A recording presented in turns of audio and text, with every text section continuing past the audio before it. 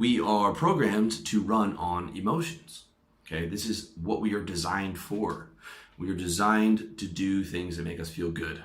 We are constantly in search of bliss at all times. Okay, we're constantly in search of feeling blissful at all times. Okay, now this might sound a bit depressing and a bit mechanistic and a bit materialistic and things like that, but I should tell you that I do believe that there is, that the reason we are moving towards this bliss is because that's our natural state. The Hindus call it Satchitananda, but we are for now trapped in these bodies and evolving in this world of this matrix.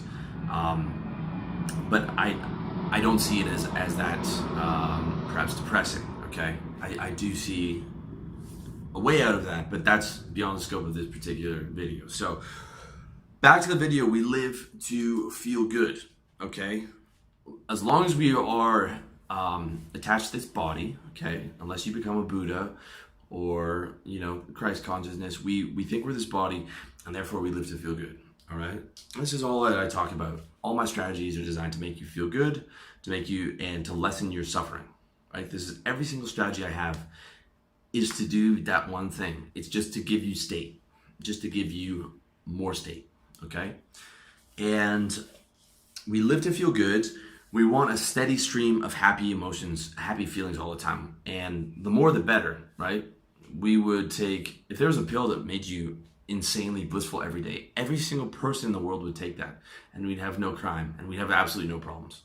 Because that's what everyone's fighting for. They're fighting for, oftentimes misguided, for their survival and replication, which gives them those good emotions. Like, okay, we got all the money in that oil. We're going to be safe. We can breathe. Our people are going to be okay. I'm not going to get revolution and thrown out and killed. And this is the way that people operate, right? It's all for that survival and replication to feel good. And the emotions are the guide points for it, okay? So the mind is the slave to the body. A mind is a slave to the body, all right? Not the other way around.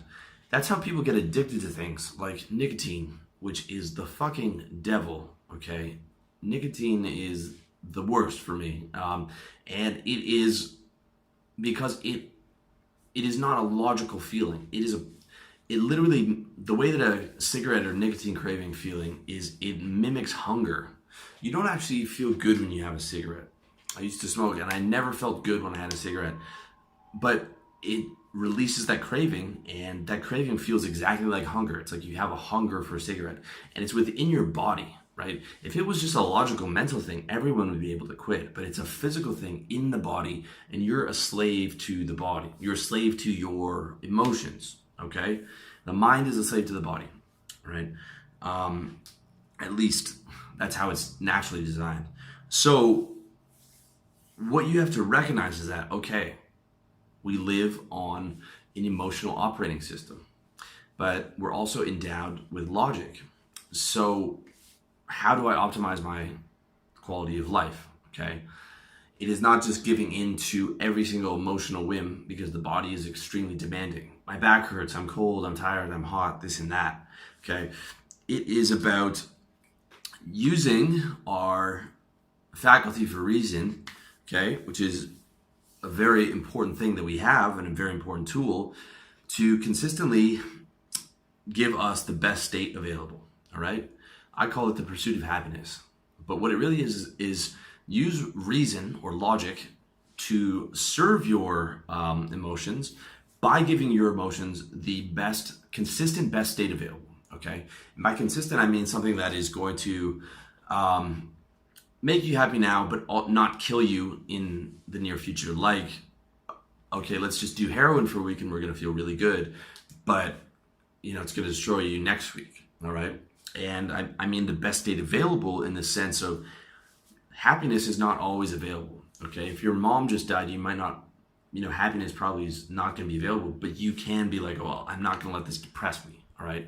I'm going to have a shitty month, but I'm not going to be depressed.